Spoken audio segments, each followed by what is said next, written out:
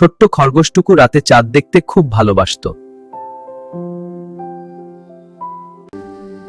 আরে, চাঁদটা কোথায় গেল? চাঁদকে খুঁজতে টুকু বনের ভিতরে গেল।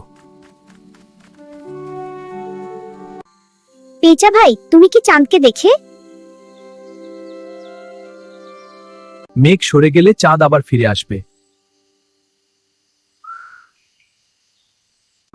টুকু ধৈর্য ধরে অপেক্ষা করতে লাগলো। কিছুক্ষণ পর মেঘ সরে গেল।